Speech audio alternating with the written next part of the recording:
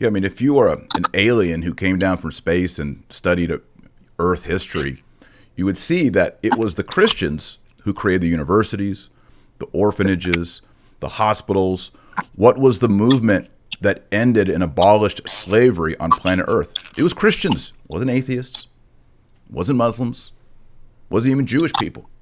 It was the Christians who accomplished this. So the good, the greatness, even the science we have emerges from within this Christian culture. I think we just need to be shouting that from the housetops. People need to be, we need to be proud, not proudful in an evil way, but we need to be proud that this, and it's not our own merit, but the message of Jesus Christ created a culture that from within that fertile ground, good things grew. Well, it's really amazing because it is Christianity from which we, in the course of human history, we derive the idea that equality is a virtue and that equality can exist.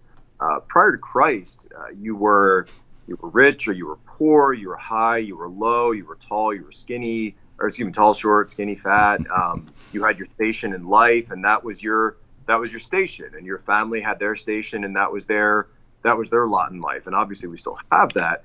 But it was Christ who came along and said, "You are all sons and daughters of God."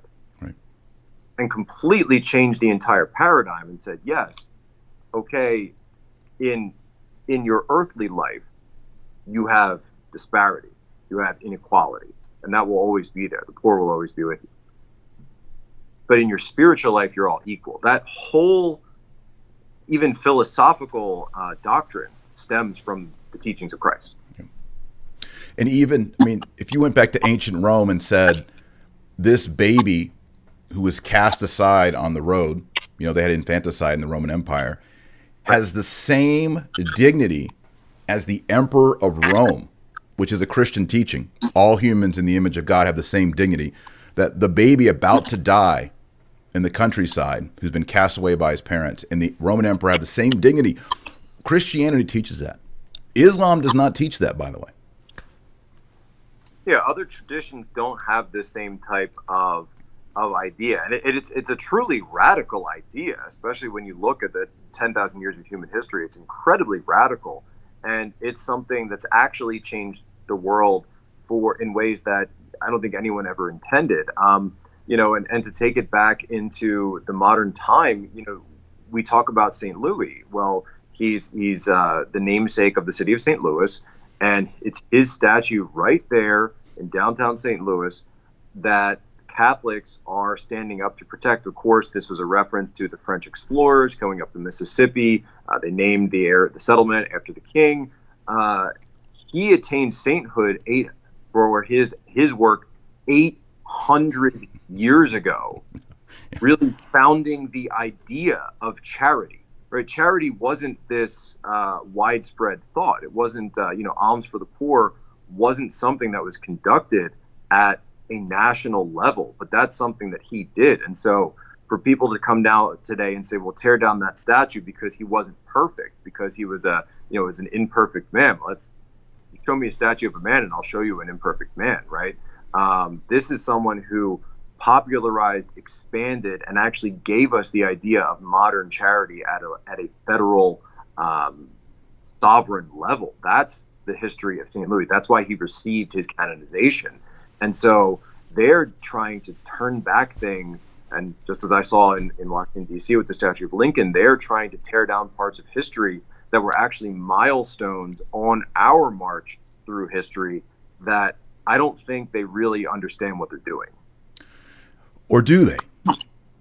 I mean, it seems to me that, well, they've received a horrible education, but, you know, Archbishop Vigano wrote President Trump and talked about that Freemasonic adage, solve et coagula, dissolve and recongeal.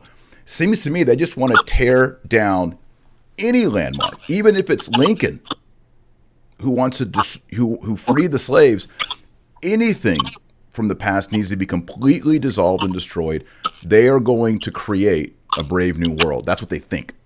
Well, the Bolsheviks had a saying that the goal of the revolution is the revolution. And what does that mean? That means Their goal is, this is essentially what we call a cultural revolution. And people have heard about the Chinese Cultural Revolution, but we saw the Reign of Terror with Robespierre in France, of course, the Bolshevik Revolution in Tsarist Russia, which led to the Maoist Revolution in, at that time, post-imperial China, and then all the way down to the Khmer Rouge in the killing fields of Cambodia and Pol Pot. All of these revolutions are cultural because their goal is to overthrow history itself. And the Cambodians had a term for this, and the French had a term for this. They called it year zero. And year zero means that all prior history must be erased. Right. Every statue must be torn down. Every adage of history must be destroyed. Every piece of wisdom that you thought you knew must be overturned. They erase history. They replace it with a lie. And this is key, though. And then they teach the next generation the lie. So that to them, growing up, they have no idea what true history is. I spent 2 years living in China before I joined the military. And one thing that I used to do is I would show people that famous picture of Tank Man, Tiananmen Square, June 4th, 1989, that picture that went around the world that actually presaged the fall of international communism, right? That was one of the first uprisings that we saw. And so I would show them that picture, cover of Time magazine, internationally renowned picture, and they would say, "What is this?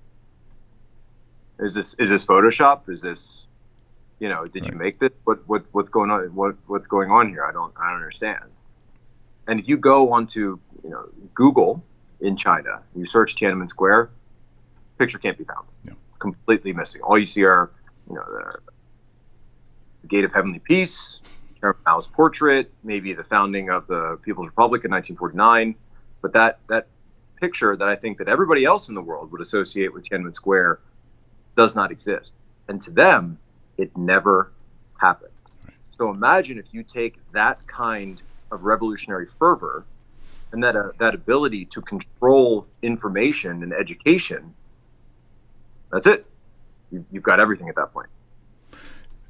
And this, like you said, even the Google, it's amazing that our American corporations go along with China when it comes to film, searching, all these things. The control of information, they conform to China. Why is that? Well, because to them, China is the most populous country in the world, and therefore the most accessible market. You can sell more phones there. You can get more users for your search network. You can, at some point, there's this mercantilist idea that, well, they're the largest market, so I want to market to all of them. This has always been the fallacy of Westerners looking at China, because it never quite seems to work out. This was all tried in the 1800s, the Opium Wars, and it's led to war after war, the Boxer Rebellion, and Boxer Rebellion in China was also targeted Christians, by the way. They viewed Christianity as a foreign religion.